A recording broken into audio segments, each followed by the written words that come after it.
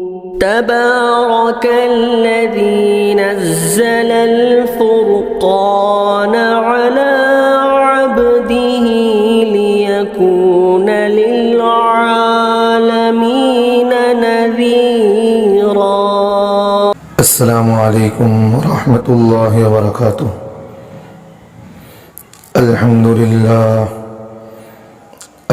للہ نحمده ونستعینه ونستغفره ونؤمن به ونتوکل علیہ ونعوذ باللہ من شرور انفسنا ومن سیئات اعمالنا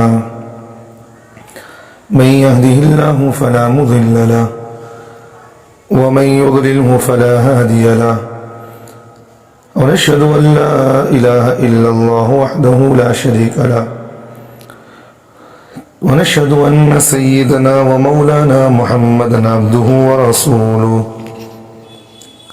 أما بعد فأعوذ بالله من الشيطان الرجيم. بسم الله الرحمن الرحيم. ومن أحسن دينا ممن أسلم وجهه لله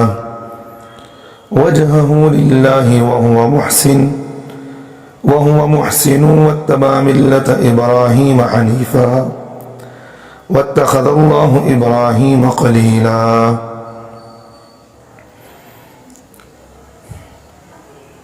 حضرات گرامی قدر، عزیز علماء اکرام اور عزیز محترم بزرگوں دوستوں، ماشاءاللہ بہت وقت سے آپ حضرات بیٹھے ہیں اور علماء کرام کے بیانات کو آپ بخوبی سماعت کر رہے تھے، اور ہر عالم دین اور معزز علماء کرام اپنے اپنے عنوانات پر بہت بہترین انداز میں روشنی ڈال رہے تھے، اور جو کچھ بھی انہوں نے اپنی باتیں بتائی ہیں وہ ساری باتیں ان کی ٹھیک تھیں، اور مجھے جو موضوع آپ حضرات کے روبرو دیا گیا ہے وہ موضوع ہے بدعات کی مذمت اور ہمارا معاشرہ. حالانکہ بہت یہ اہم موضوع ہے یہ، اور وقت بھی بڑا کم دیا گیا ہے مجھے، اور اس سے بڑھ کر تو یہ ہے کہ میری طبیعت بھی تھوڑی ناساز ہے، گلے کا تھوڑا علاج بھی چل رہا ہے، اس لیے میں بہت مختصر وقت میں اپنی ساری بات کو مکمل کرنے کی کوشش کروں گا. حضرات، یہ بہت اہم موضوع ہے یہ. اگر اس موضوع پر ہم بات کرنا شروع کریں کم از کم 3 گھنٹے تو کم از کم لگیں گے، اور مجھے جو وقت دیا گیا ایک 10-15 منٹ کا وقت ہے، اور زیادہ سے زیادہ ہمارے صدر صاحب نے مجھے 20 منٹ کا وقت دیا ہے. میں اس وقت کے اندر اپنی پوری بات کو سمیٹنے کی کوشش کروں گا. اللہ ہم تمام کو عمل کی توفیق عطا فرمائے. میں جو کچھ بھی کہوں اللہ ہم تمام کو مجھے صحیح کہنے کی توفیق عطا فرمائے. حضرات علماء کرام اور عزیز دوستوں، اسلام اللہ تعالیٰ کا محبوب اور کامل و مکمل دین ہے، جس کی رب کریم نے اپنے آخری پیغمبر محمد عربی صلی اللہ علیہ وسلم کے ذریعے تکمیل فرما دی، جس میں نہ تو ذرہ برابر اضافے کی گنجائش ہے اور نہ ہی اس میں ذرہ برابر کمی کی اجازت ہے.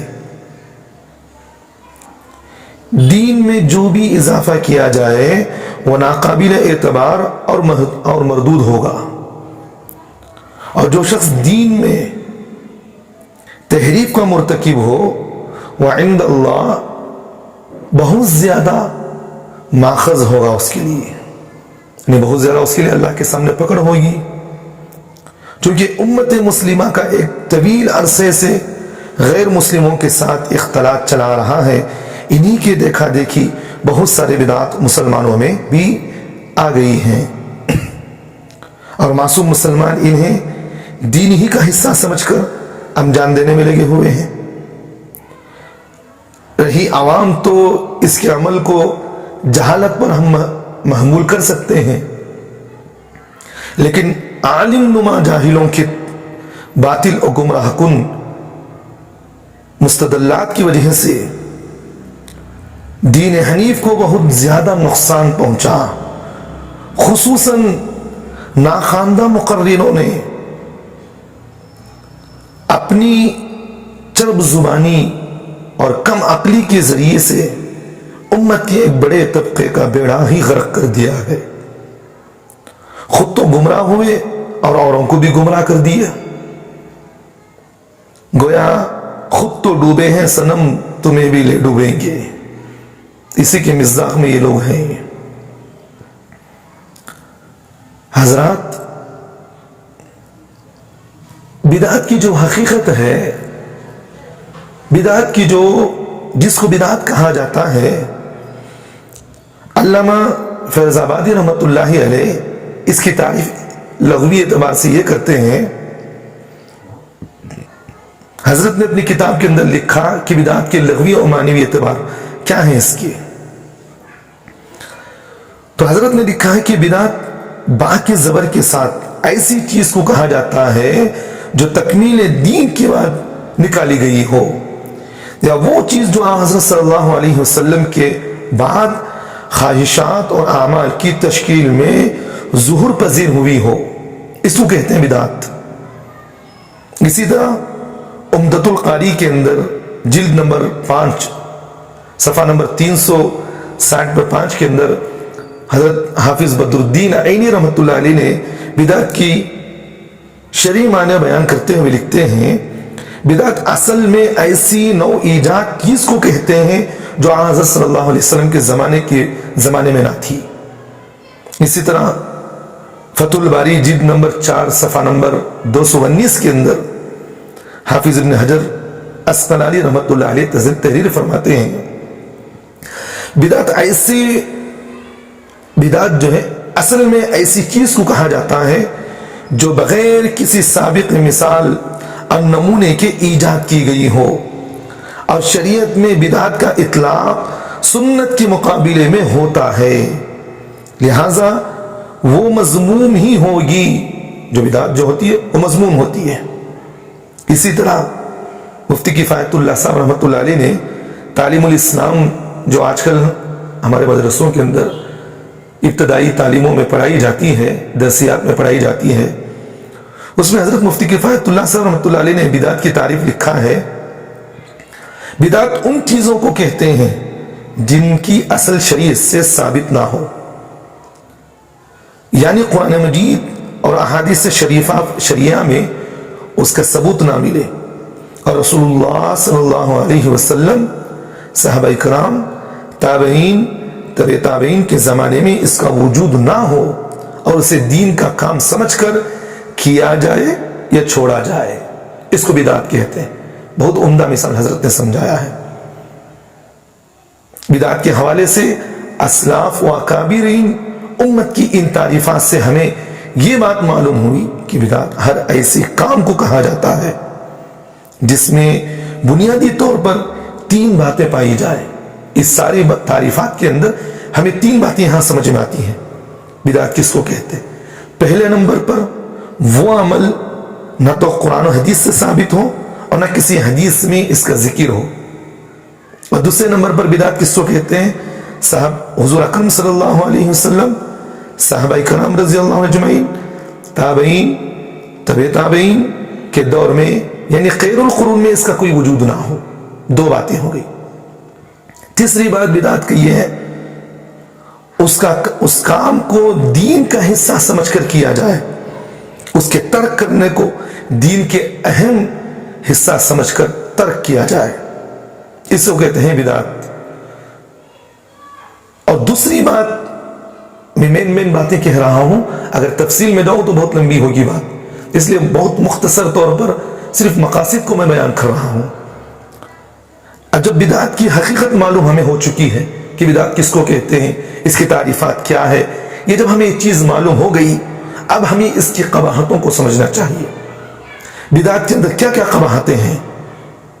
تو بدعت شریعت مطہرہ کی نظر میں کتنی مبغوض اور ناپسندیدہ چیز ہے، اور یہ دین اسلام کے لیے کس قدر مضر اور نقصان دہ ہے۔ بخاری کی روایت ہے، حضرت عبداللہ ابن مسعود رضی اللہ عنہ نے کہا کہ سب سے اچھی بات کتاب اللہ اور سب سے اچھا طریقہ محمد رسول اللہ صلی اللہ علیہ وسلم کا طریقہ ہے، اور سب سے بری بات نئے نئے ایجاد دین میں گھڑی ہوئی بدعتیں ہیں، اور یہ اتنا سنگین گناہ ہے جس کے لیے شریعت مطہرہ میں کوئی جگہ نہیں۔ بدعت کا ایجاد کرنا ایسا ہی ہے جیسا کہ دین اسلام کی بنیادوں کو کھوکھلا کر کے منہدم کر دینا، اور بدعت ایک ایسا گھنونا جرم ہے جس کی وجہ سے بدعتی کے اعمال ضائع ہو جاتے ہیں، پھر اس کی نہ نمازیں اور روزے قبول ہوتے ہیں، نہ حج و عمرہ قبول ہوتا ہے، حتیٰ کہ کوئی فرض نفل عمل بھی اللہ کے یہاں قابل قبول نہیں رہتا۔ وہ جرت کے ساتھ بھی جملہ کہہ رہا ہوں، اور آگے میں کہتا آگے یہ بات ہے، بلکہ بسا اوقات بدعتی دین اور ایمان ہی سے خارج ہو جاتا ہے، وہ۔ بخاری کی ایک روایت ہے، حضرت علی کرم اللہ وجہہ نے ایک مرتبہ خطبہ دے رہے تھے، آپ تلوار لیے ہوئے تھے، اس وقت خطبے میں تلوار لیے ہوئے تھے، جس میں ایک صفحہ لٹکا ہوا تھا۔ آپ نے فرمایا واللہ ہمارے پاس کتاب اللہ کے سوا اور کتاب نہیں ہے جسے پڑھا جائے، اور سوائے اس صحیفے کے۔ پھر انہوں نے اسے کھولا تو اس میں یہ بھی تھا کہ مدینہ طیبہ کی زمین عیر پہاڑ سے ثور پہاڑ تک حرم ہے، بس اس میں جو کوئی نئی بدعت، نئی بات نکالا جائے اس پر اللہ کے فرشتوں کی اور تمام مخلوق کی لعنت ہے۔ اور آگے فرمایا اللہ اس سے کسی فرض یا نفل عبادت تو قبول نہیں کرتے۔ بہت جرت مندی کی بات ہے یہ۔ تو بدعتی کی اللہ تعالیٰ نہ نماز قبول کرتے ہیں، نہ روزہ اس کا قبول کرتے ہیں، نہ اس کا حج اللہ کے نزدیک قبول ہے۔ کوئی اللہ کی عبادت اللہ کے نزدیک اس کی عبادت کی قابل قبول نہیں ہے۔ اسی طرح حضرت حذیفہ رضی اللہ عنہ کہتے ہیں، ابن ماجہ کی روایت ہے، سرور دو عالم صلی اللہ علیہ وسلم نے فرمایا اللہ کسی بدعتی کا روزہ، نماز، صدقہ، زکوٰۃ، حج، عمرہ، جہاد، نفل، فرض کچھ بھی قبول نہیں کرتے۔ وہ اسلام سے اسی طرح نکل جاتا ہے جس طرح گوندے ہوئے آٹے سے نکالا جاتا ہے۔ اللہ کے رسول کا فرمان ہے۔ اور بدعتی شریعت کی نظر میں انتہائی مذموم اور برا آدمی ہے، جو ادب و احترام اور عزت و تکریم جیسے اعزازات کے بالکل بھی لاحق نہیں ہے۔ وہ جو کوئی بدعتی کا احترام و اکرام کرے، بات غور سے سننا، میں بہت اہم بات کہہ رہا ہوں، جو کوئی بدعتی کا احترام و اکرام کرے، اس پر پیغمبر صلی اللہ علیہ وسلم نے اپنی ناراضگی کا اظہار کیا ہے، اور کہا کہ اس نے تو دین کی بنیادوں کو منہدم کرنے میں اس کی مدد کی۔ جیسا کہ شعب الایمان کے اندر ایک روایت ہے، حضرت ابراہیم ابن میسرہ رضی اللہ مرسلن روایت کرتے ہیں، رسول اللہ صلی اللہ علیہ وسلم نے ارشاد فرمایا جس شخص نے کسی بدعتی کی تعظیم و توقیر کی، اس نے اسلام کے گرانے پر اس کی مدد و اعانت کی۔ اللہم احفظنا، اللہم احفظنا۔ بدعت اتنی منحوس چیز ہے کہ آدمی کے دل سے سنت کی عظمت کو کم تر کر دیتی ہے، ایمانی نور سلب کر لیتی ہے۔ اسی نحوست کے زیر اثر بدعتی کو زندگی میں کبھی بھی توبے کی توفیق نہیں ہوتی، اور ہوگی بھی تو کیسے؟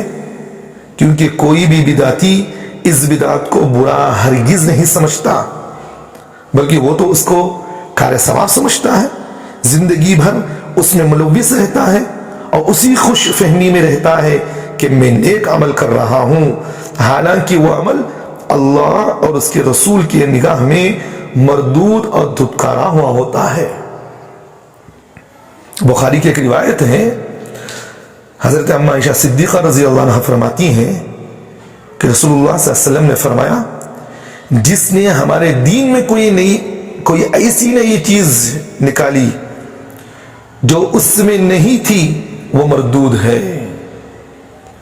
اس سے بڑی محرومی اور کیا ہو سکتی ہے کہ آدمی کو پیغمبر کے شفاعت سے محروم کر دیا جائے۔ قیامت میں بدعتی کی سفارش نہیں ہو، اللہ تعالیٰ کے رسول صلی اللہ علیہ وسلم سفارش نہیں فرمائیں گے اس کی۔ بروز قیامت جب ہر شخص نفسی کے عالم میں ہوگا، کوئی کسی کی جانب متوجہ دینے کے لیے بھی تیار نہیں ہوگا، ایسے وقت میں اگر کوئی ذات مرجو اور ماوا ہوگی تو وہ شفیع محترم رحمت دو عالم صلی اللہ علیہ وسلم کی ذات گرامی ہوگی۔ لیکن حوض کوثر پر جب بدعتی آئے گا تو نبی علیہ السلام بھی اسے دھتکار دیں گے۔ پھر کہا جائے گا، پھر کہاں ٹھکانہ اس کے لیے ملے گا؟ بتاؤ مجھے۔ جب رسول اللہ صلی اللہ علیہ وسلم دھتکار دے، جب اللہ کے رسول اپنے دربار سے اسے قیامت میں بھگا دے، اس کا ٹھکانہ کیا ہوگا مجھے بتاؤ۔ اسی کے تحت میں ایک روایت بتا دیتا ہوں، آپ حضرات سمجھتے ہوں گے کہاں لکھی ہوئی بات ہے یہ۔ بخاری کی روایت ہے یہ، حضرت سہل ابن سعد رضی اللہ عنہ کہتے ہیں، میں نے رسول اللہ صلی اللہ علیہ وسلم کو فرماتے ہوئے سنا کہ میں حوض کوثر کے پر تم سے پہلے رہوں گا، جو وہاں پہنچے گا تو اس کا پانی وہ وہاں پیے گا، جو اس کا پانی پی لے گا اور اس کے بعد کبھی پیاسا نہیں ہوگا۔ میرے پاس ایسے لوگ بھی آئیں گے جنہیں میں پہچانتا ہوں گا، وہ مجھے پہچانتے ہوں گے، پھر میرے ان کے درمیان میں پردہ ڈال دیا جائے گا۔ آگے حضرت ابو سعید خدری رضی اللہ عنہ فرماتے ہیں، رسول اللہ صلی اللہ علیہ وسلم نے فرمایا کہ یہ لوگ مجھ میں سے ہیں، یعنی میری امتی میں سے ہیں یہ لوگ۔ پھر اللہ کے رسول صلی اللہ علیہ وسلم نے آگے فرمایا، اس وقت کہا جائے گا نبی علیہ الصلوۃ والسلام سے، اس وقت کہا جائے گا کہ آپ کو معلوم نہیں، اللہ کے رسول پوچھیں گے اس وقت، کیوں بھی ان لوگوں کے درمیان کیوں پردہ ڈال دیا گیا ہے، کیوں ان کو پانی پینے کی اجازت نہیں دی جاتی؟ تو اس وقت فرشتے اللہ کے رسول سے کہیں گے، آپ کو معلوم نہیں کہ آپ کے بعد انہوں نے کیا تبدیلیاں کر دی تھی؟ میں کہوں گا کہ دور ہو جاؤ ان کے لیے جنہوں نے میرے بعد دین میں تبدیلیاں کر دی تھی۔ کتنی بڑی خسارے کی بات ہے۔ اس لیے ہم تمام کے لیے ضروری ہے کہ ہر طریقے کی بدعت کو، خرافات کو، ہر چیز سے ہمیں امت کو روکنا ہے، ہر چیز سے ہمیں روکنا ہے، ہمیں بھی خود ان چیزوں سے روکنا چاہیے، اس لیے کہ قبولیت اعمال کے کچھ شرائط ہیں، اس کے بغیر عمل قبول نہیں ہوتا۔ جیسا کہ اللہ تعالیٰ نے سورۃ النساء کے اندر فرمایا، وَمَنْ أَحْسَنُ دِينًا مِّمَّنْ أَسْلَمَ وَجْهَهُ لِلَّهِ۔ اللہ اس آیت میں فرماتے ہیں اس شخص سے بہتر دین میں کون ہے، اس شخص سے بہتر دین میں کون ہے جس نے اللہ کے حکم پر پیشانی رکھی اور وہ اچھا کام کرنے والا ہوگا۔ مفسرین اکرام اس آیت کے تحت فرماتے ہیں کہ اس آیت کریمہ سے ہمیں معلوم ہوا کہ اللہ کے نزدیک عمل کی مقبولیت کے لیے دو شرطیں ضروری ہیں، ایک اخلاص اور دوسرا عمل کا درست یعنی سنت کے مطابق ہونا ضروری ہے۔ بات میری سمجھ میں آ رہی ہوگی آپ حضرات کو؟ اس آیت کے ضمن میں مفسر قرآن حضرت مفتی شفیع صاحب رحمۃ اللہ علیہ فرماتے ہیں، حسن عمل یعنی اتباع شریعت کی شرط پر بہت سے مسلمان بھی دھیان نہیں دیتے۔ حسن عمل یعنی اتباع شریعت کی شرط پر بہت سے مسلمان بھی دھیان نہیں دیتے، حالانکہ قرآن سنت نے پوری طرح واضح کر دیا کہ حسن عمل صرف نبی علیہ الصلوۃ والسلام کی تعلیمات اور اتباع سنت پر موقوف ہے۔ اس سے کم کرنا بھی جرم ہے اور اس سے بڑھانا بھی جرم ہے۔ جس طرح ظہر کی 4 کے بجائے 3 رکعت پڑھنا جرم ہے، اسی طرح 5 پڑھنا بھی ویسا ہی جرم و گناہ ہے۔ کسی عبادت میں جو شرط اللہ تعالیٰ اور اللہ کے رسول صلی اللہ علیہ وسلم نے لگائی ہیں، اس میں اپنی طرف سے شرطوں کا اضافہ کیا یا اس کے بتلائے ہوئے حیثیت سے مختلف صورت اختیار کرنا، یہ سب چیز ناجائز اور حسن عمل کے خلاف ہے۔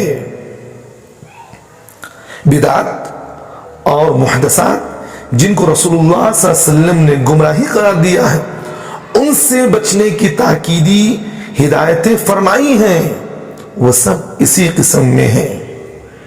جاہل آدمی اس کو پورے اخلاص کے ساتھ اللہ اس کے رسول صلی اللہ علیہ وسلم کی خوشنودی اور عبادت اور ثواب جان کر کرتے ہیں، مگر شریع محمدی میں اس کا یہ عمل ضائع بلکہ موجب گناہ ہوتا ہے۔ اسی وجہ سے قرآن کریم نے بار بار حسن عمل یعنی اتباع سنت کی تاکید فرمائی ہے۔ اس لیے عمل کے اندر ضروری ہے کہ شریعت کے مطابق ہمارا عمل ہو۔ اور سب بہت اہم بات میں یہاں کہہ رہا ہوں، بدعت حسنہ اور بدعت سیئہ کو بھی فرق سمجھ لیں۔ اگر یہ چیز ہم نہ سمجھیں تو بہت زیادہ اشکالات ہمارے ذہنوں کے اندر پیدا ہو سکتی ہیں۔ ہو سکے نہیں سو مولوی صاحب ہوئے گی نا؟ تو اس لیے بدعت سیئہ اور بدعت حسنہ کو بھی ہم سمجھ لینا چاہیے۔ بعض ہمارے بریلی مسلک کے لوگ بھی ہمیں اسی بات پر اشکال کرتے ہیں کہ بدعت سیئہ اور بدعت حسنہ کی ہمیں تعریف بتائیے، اس کے بعد ہم ہر چیز سے بچیں گے۔ اس لیے بعض حضرات بدعت کو بدعت حسنہ اور بدعت سیئہ کے درمیان تقسیم کر کے ہر عمل پر بدعت حسنہ کا لیبل چسپا کرنے کی کوشش کرتے ہیں۔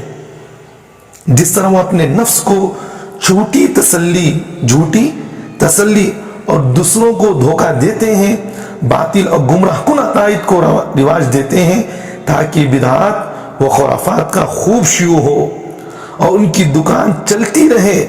اس لیے یہ جان لینا چاہیے بدعت حسنہ اور بدعت سیئہ کسے کہتے ہیں۔ جب تک ہم اس چیز کو نہیں سمجھتے اس وقت تک وہ دکان اپنی چلائیں گے۔ آج اسی چیز کو نہ سمجھنے کی وجہ سے درگاہوں پر مزاروں پر جائیے گا اور اللہ کے رسول صلی اللہ علیہ وسلم کو حاضر و ناظر جاننا اور اللہ کے رسول صلی اللہ علیہ وسلم کو مختار کل ماننا اور اللہ کے رسول صلی اللہ علیہ وسلم کو یہ سمجھنا کہ ہر چیز کا علم تھا، یہ ساری باتیں اس وقت آئیں گی جب یہ تعریف ہمارے ذہن میں نہ ہو۔ یہ سب پیٹ پالنے کے مسائل ہیں، یہ پیٹ پالنے کی باتیں ہیں جو آج کل ہمارے بریلوی مسلک کے مسلمانوں کے اندر یہ چیزیں پائی جا رہی ہیں۔ ان کے مسلک کے علماء کو یہ چیز بتائی جاتی ہے نا تو وہ الگ ٹال مٹول کی باتیں کرتے ہیں۔ تو بات یہ سمجھے کہ بھئی بدعت سیئہ بدعت حسنہ کس کو کہتے ہیں۔ راہ سنت صفحہ نمبر 10 حضرت مولانا سرفراز خان صفدر رحمہم اللہ تعالی کی کتاب ہے یہ، اس میں حضرت نے بدعت حسنہ اور بدعت سیئہ کی بہت بہترین تعریف کی ہے، بہت بہترین۔ بدعت حسنہ کس کو کہتے ہیں تو حضرت نے تعریف میں لکھا، بدعت حسنہ وہ دینی کام جس کا معنی حضرت صلی اللہ علیہ وسلم کے بعد زائل ہو گیا ہو، یا اس کا داعیہ محرک اور سبب بعد کو پیش آیا ہو، کتاب و سنت اور اجماع و قیاس سے اس پر روشنی پڑتی ہو، اور ان میں سے کسی دلیل سے اس کا ثبوت ملتا ہو، تو بدعت حسنہ اس کو کہتے ہیں۔ سمجھ میں آئی بات؟ جو یہ چیز مذموم نہیں ہے، جائز ہے اس طرح کرنا، اور جس چیز کا محرک اور داعیہ اور سبب حضرت صلی اللہ علیہ وسلم کے زمانے مبارک میں موجود تھا، مگر آپ نے وہ دینی کام نہیں کیا، اور حضرات صحابہ، تابعین، تبع تابعین نے بھی باوجود کمال و عشق و محبت اور محرکات و اسباب کے نہیں کیا، تو وہ کام بدعت قبیحہ، بدعت سیئہ، بدعت شریعیہ کہلائے گا، جو ہر حالت میں مذموم اور ضلالت و گمراہی ہوگا۔ باقی غیر مجتہد کا اجتہاد خصوصاً اس زمانے میں ہرگز کسی بدعت کو بدعت حسنہ نہیں قرار دیا جا سکتا۔ بات سمجھ میں آ رہی ہے؟ بات جملہ میں آخر میں کیا کہہ رہا ہوں؟ غیر مجتہد کا اجتہاد خصوصاً اس زمانے میں جو موجودہ حالات میں ہرگز کسی بدعت کو بدعت حسنہ نہیں قرار دیا جا سکتا، جب تک کہ معتبر علماء اس بات کی تحقیق نہ کر لے۔ تو اس سے پتا چلا کہ موجودہ زمانے میں جو لوگ اپنی من دھڑک اصولوں کے مطابق بے دھڑک جو بدعات و خرافات بدعت حسنہ کا نام دے کر ایجاد کر رہے ہیں، وہ قطعاً ناجائز اور حرام ہے۔ یہ بدعت حسنہ نہیں بلکہ بدعت سیئہ کی زمرے میں داخل ہو کر ممنوع اور واجب الترک ہے۔ تو بات تو معلوم ہو گئی آپ حضرات کو، اس سے اس کو کہتے ہیں بدعت سیئہ اور بدعت حسنہ۔ اب ہم تھوڑا موجودہ بدعات پر بھی ہم تھوڑی روشنی ڈال لیں گے۔ ہم اپنے معاشرے کا جب جائزہ لیتے ہیں تو ہر طرف ایسا لگتا ہے جیسے بدعات و خرافات کا ایک سیلاب منڈرا رہا ہو، شریعت مطہرہ کی پامالی ہو رہی ہے، اللہ اس کے رسول کے احکامات کی صریح مخالفت کی جا رہی ہے، دین کے نام پر بے دینوں کو پروان چڑھایا جا رہا ہے۔ ربیع الاول کے مہینے کی خرافات تو سب نے اپنی نگاہوں سے دیکھ لے، دیکھے نہیں دیکھے آپ حضرات؟ اللہم احفظنا، اللہ سے توبہ کریں، اللہ کا عذاب چاہتا تو ضرور آ سکتا ہمیں اوپر۔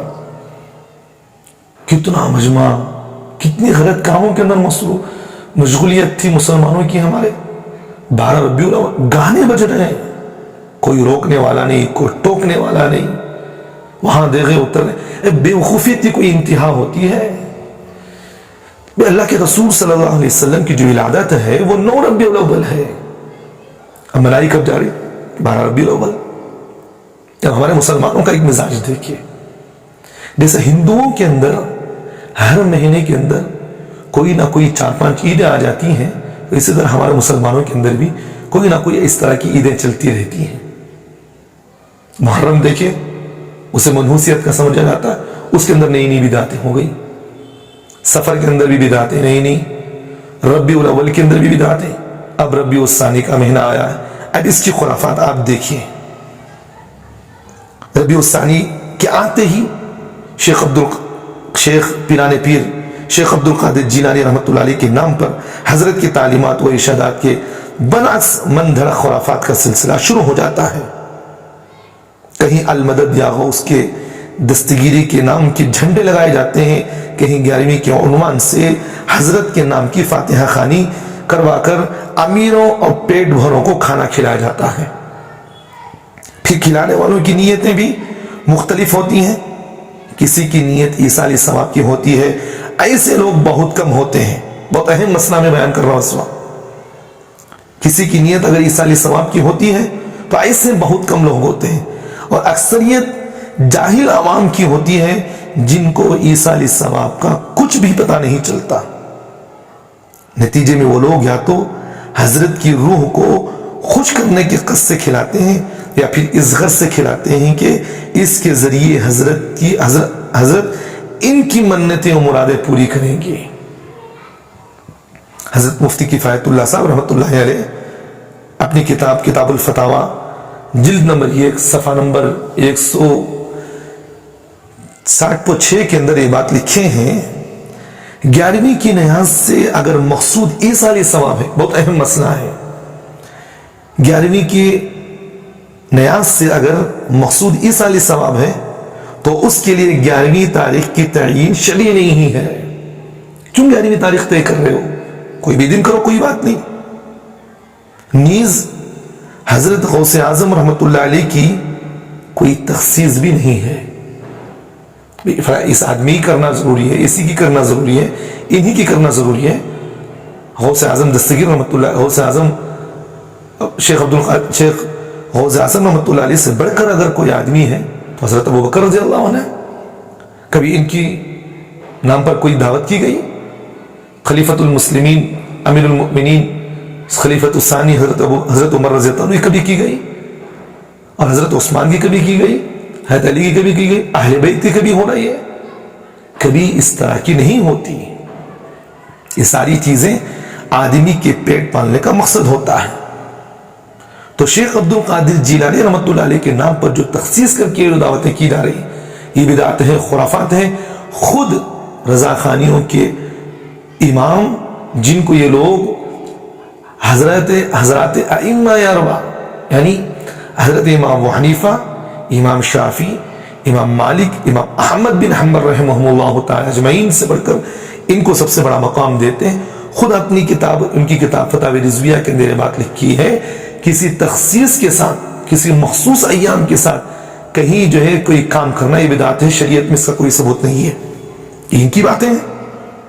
اس لیے تمام اولیاء کرام، صحابہ اعظام اس کے مستحق ہیں۔ سال کے جن دنوں میں میسر ہو اور جو کچھ میسر ہو، جو کچھ صدقہ کر دیا جائے، اس کا ثواب بزرگان دین اور اموات مسلمین کو بخش دیا جائے۔ فقراء اس کھانے کو کھا سکتے ہیں، بہت اہم بات میں کہہ رہا ہوں، فقراء اس کھانے کو کھا سکتے ہیں۔ جیسا میت تک کھانا آپ کھلا رہے ہیں، یہ بھی آپ ثواب کی نیت سے کھلا رہے ہیں، تو فقراء اس کھانے کو کھا سکتے ہیں۔ عمرہ اور صاحب نصاب نہیں کھا سکتے، کیونکہ یہ ایصال ثواب کے لیے بطور صدقہ ہے۔ یہ اس لیے جو آدمی عمرہ ہوتے ہیں، جو آدمی صاحب نصاب آدمی ہے، جو آدمی غریب نہیں ہے، تو اس کے لیے اس طرح کا کھانا کھانا مکروہ تنزیہی ہے، نہیں کھا سکتا۔ حضرات قارئین نے بھی بہت سارے درگاہوں و مزاروں پر جا کر دیکھا ہوگا کس طرح کے مشرکانہ اعمال انجام دیے جا رہے ہیں۔ کوئی قبر کا طواف کر رہا ہے، کوئی قبر پر سجدے ریز ہیں، بے پردہ خواتین کا جمع غفیر ہے جو اپنے منتوں و مرادوں کی پرچیاں مزار کی جالی پر باندھ رہے ہیں۔ صاحب قبر سے حاجات اور رویات اس سے دعائیں مانگی جا رہی ہیں۔ بعض درگاہیں میں حد ہی ہو گئی، جس طرح ہندو گنگا میں اسنا کرتے ہیں، اسی طرح مرد و خواتین درگاہ کے عقب میں یعنی درگاہ کے انقریب ایسی جگہ کنویں بنائی جاتی ہیں کہ مختلف قسم کی نیتیں لے کر غسل کرتے ہیں، جبکہ معلم انسانیت محمد عربی صلی اللہ علیہ وسلم نے ان تمام چیزوں سے بڑی ہی شدت کے ساتھ منع کیا ہے۔ مسلم شریف کی روایت ہے جس میں اللہ کے رسول صلی اللہ علیہ وسلم نے اس طرح کے مزارات پر کام کرنے سے منع فرمایا ہے۔ تو مزارات پر آپ دیکھیں، آج ہمارے بنگلور کے اندر ایک زبان چلی ہے ناون ڈالنا، نوجوان لڑکیوں کو ڈالا جاتا ہے۔ اس طرح کی شریعت میں کوئی نہیں ہے، یہ سب چیزیں ہندوؤں کی رسم ہے۔ آدمی کا عقیدہ جیسا ہوتا ہے اللہ ویسے فیصلے کرتے ہیں۔ اس طرح جو مزاروں پر جا کر سجدے کرنا اور سجدہ بنانا، اللہ کے رسول صلی اللہ علیہ وسلم نے قطعی طور پر ان چیزوں سے منع فرمایا ہے۔ حضرت جندب بن عبداللہ رضی اللہ عنہ کی روایت ہے کہ فرمایا کہ میں نے رسول اللہ صلی اللہ علیہ وسلم سے وفات سے 5 روز پہلے، انتقال سے اللہ کے رسول صلی اللہ علیہ وسلم نے 5 دن پہلے آپ علیہ السلام فرما رہے تھے، خبردار خبردار، تم سے پہلے لوگ اپنے پیغمبروں اور نیک لوگوں کی قبروں کو سجدہ گاہ بنا لیے تھے، ان کی قبروں پر جھکا کرتے تھے، کہیں تم قبروں کو سجدہ گاہ نہ بنانا۔ میں تم کو اس بات سے منع کرتا ہوں. تو حضرات یہ تو مزاروں کا حال ہے. دوسری طرف مسجدیں بھی بدعات و خرافات کا گھر بنتی جا رہی ہیں. بعد فجر اور جو ہے بعد عصر فاتحہ خوانی کا التزام ہو رہا ہے اور کوئی رضا خوانی عالم اس چیز کو منع بھی نہیں کرتا. جمعہ و مخصوص مواقع پر اور عقیدے کے ساتھ دست بدست کھڑے ہو کر سلام پڑھنا، اس طرح کے وغیرہ وغیرہ کئی امور ایسے انجام دیے جا رہے ہیں جو سنت اور شریعت کے عین مخالف ہیں. اور تماشا ہے کہ لوگوں کو یہ کاروبار، یہ لوگوں کو اس طرح کا کرنے کا باور کرایا جاتا ہے کہ یہی عین دین ہے. بنگلور کے اندر بھی ہم نے بہت سارے مساجد میں دیکھا ہے کہ جیسے ہی جمعہ کا دن ہوتا ہے، نماز ہو گئی، آگے پورے کھڑے سلام پڑھنا شروع. کیا بدعت نہیں ہے؟ اگر یہ چیز جائز ہوتی تو اہل حق علماء اس بات کو ضرور کرتے. اہل سنت والجماعت کے اندر کوئی ایسا عقیدہ نہیں لکھا گیا ہے، کوئی نہیں لکھا گیا ہے. تو اس طرح ہاتھ باندھ کر کھڑے ہونا اور ادب و احترام سے کہنا کہ اللہ کے رسول صلی اللہ علیہ وسلم یہاں آ گئے ہیں اور سلام پڑھ رہے ہیں، غلط بات ہے. ایک مسئلہ ذہن میں رکھنا، اگر کوئی آدمی اللہ کے رسول صلی اللہ علیہ وسلم کو حاضر و ناظر جانتا ہو، جس طرح اللہ تعالیٰ وَنَحْنُ أَقْرَبُ إِلَيْهِ مِنْ حَبْلِ الْوَرِيدِ، جو اللہ کی ذات ہے، جو انسان کی شہرت سے بھی زیادہ قریب ہے، اس طرح اگر کوئی آدمی اگر عقیدہ رکھے، وہ آدمی یہ سمجھے کہ اللہ کے رسول صلی اللہ علیہ وسلم بھی ہمارے سامنے اس طرح کھڑے ہوتے، وہ آدمی اسلام سے نکل جائے گا، خارج ہو اسلام سے. کیونکہ اللہ کے رسول صلی اللہ علیہ وسلم کی وہ ذات نہیں ہے کہ ہر جگہ حاضر و ناظر ہو جائے. تو اس طرح کے عقیدے رکھ کر کھڑے ہونا، اس طرح کی چیزیں، ذہنی باتیں رکھنا، میں تو بریلی مسلک کے علماء سے کئی مرتبہ اس بات تو کہہ چکا ہوں، آپ اپنے بیانوں میں غلط بیان کو، ان سب چیزوں کو ختم کریں. یہ سب چیزیں ایسی ہیں جو امت کے اندر بگاڑ کو پیدا کر رہی ہیں. عقائد اگر مضبوط نہ ہو تو اعمال کہاں سے قبول ہوں گے؟ بتاؤ مجھے. اعمال جو ہے مضبوط آگی اسی وقت آئے گی جب عقائد کے اندر مضبوط آگی ہو. اس کے علاوہ گھروں میں ہر مہینے میں کوئی نہ کوئی نئی بدعت ضرور انجام دی جاتی ہے. جیسا ہمارے بنگلور کے اندر آپ دیکھے ہوں گے 11 بیویوں کی یا 40 کیسے وہ لڈوؤں کی ایک دعوت ہوتی ہے، کنڈوں کی ایک دعوت ہوتی ہے. اور بہت سارے مستورات کو ہم نے دیکھا وہ 11 بیویوں کی ایک کتاب چلتی ہے، جس کا شریعت میں کوئی اس کا اہتمام ہی نہیں ہے اور کوئی شریعت کے اندر کوئی اس کی اجازت ہی نہیں ہے پڑھنے کی. غیر مستند چیزیں اس میں دکھایا جاتا ہے کہ بھئی جو آدمی اس طرح 11 بیویوں کی کہانی پڑھے گا اللہ اس کے اندر خیر. اللہ تعالیٰ جو انسان کو خیر و برکت دینے کا جو وعدہ کیے وہ نماز روزے میں رکھے ہیں. 11 بیویاں، ایک بات میں یہ کہتا ہوں کہ اگر 11 بیویاں تھی، وہ تھی واقعتاً تھی ہوں گی، وہ ٹھیک تھی، تو اس طرح کے عمل آپ کریں. عمل چھوڑ دیے، واقعات کو لے لیے، تو اس لیے عمل سے زندگیاں بنتی ہیں. بس اللہ تعالیٰ سے دعا کرے ہم تمام کہ اللہ تعالیٰ ہم تمام کو عمل کی توفیق عطا فرمائے اور اللہ تعالیٰ ہم تمام کو اپنی زندگیاں سدھارنے کی توفیق عطا فرمائے. یہ مختصر باتیں تھیں جو بدعات و خرافات کی اعتبار سے میں نے کہا ہے.